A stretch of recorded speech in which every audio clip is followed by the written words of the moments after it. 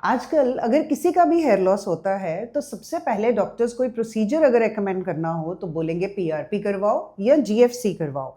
तो पेशेंट बहुत कंफ्यूज्ड होते हैं, आके पूछेंगे कि मैम हम पीआरपी करवाएं या जीएफसी करवाएं, which is better.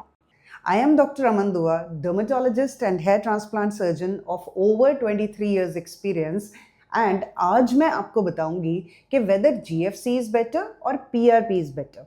So first of all PRP की बात करते हैं। What is PRP?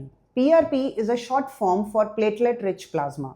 आप ही का ब्लड लिया जाता है, उसको एक सेंट्रीफ्यूज मशीन में घुमाया जाता है, उसमें से ग्रोथ फैक्टर्स अलग किए जाते हैं जो कि प्लेटलेट डिराइव्ड होते हैं, तभी उन्हें प्लेटलेट रिच प्लाज्मा बोला जाता है। किसी सिस्टम में सिंगल स्पिन, किसी सिस्टम में डबल स्पिन मेथड से वो निकाले जाते हैं और स्कैल्प में आफ्टर नंबिंग द एरिया उनको इंजेक्ट किया जाता है और हेयर रूट्स में डाला जाता है। अब now comes the question of GFC. बड़े सालों तक पीआरपी एक गोल्ड स्टैंडर्ड ट्रीटमेंट रहा है हेयर लॉस के लिए, स्पेशली फॉर पेशेंट्स जिनके थिनिंग होती है और शेडिंग होती है and they want to regrow their hair back. It is an adjunctive treatment, मतलब कि सिर्फ पीआरपी कराएंगे तो उतनी देर तक अच्छा काम करेगा, लेकिन अगर साथ में आप मेडिकेशन नहीं करते, कॉज ऑफ हेयर लॉस को ट्रीट नहीं करते, तो it can always come back. इसके ऊपर कहने को एक मॉडिफिकेशन आई जिसको जीएफसी बोलते हैं, ग्रोथ फैक्टर कॉन्सेंट्रेट। उसी तरह से ब्लड लेना है जैसे पीआरपी से लिया जाता है, उसी तरह से सेंट्रीफ्यूज में घुमाना है, लेकिन जो टेस्ट ट्यूब है उसके अंदर एक मटेरियल होता है जो उस ब्लड में से ग्रोथ फैक्टर ज़्यादा निकाल सकता है, जिसे कि ग्रोथ फैक्टर कॉन्सेंट्रेट कहते हैं। Now people who have made GFC claim कि ये ग्रोथ फैक्टर्स पीआरपी के ग्रोथ फैक्टर से कई गुना ज़्यादा होते हैं।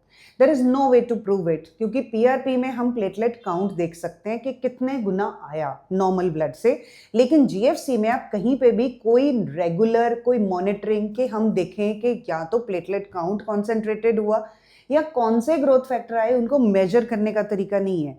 So this is one confounding factor.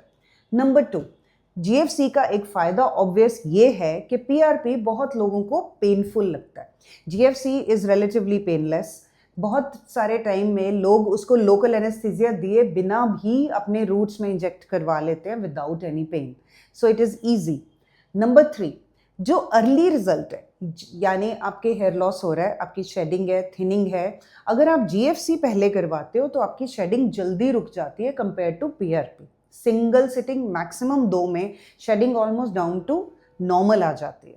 लेकिन अगर आप नंबर ऑफ हेयर बढ़ाना चाहते हैं, हेयर डेंसिटी और थिकनेस में करना चाहते हैं, तो PRP has been proven in studies to be more effective than GFC in the long term.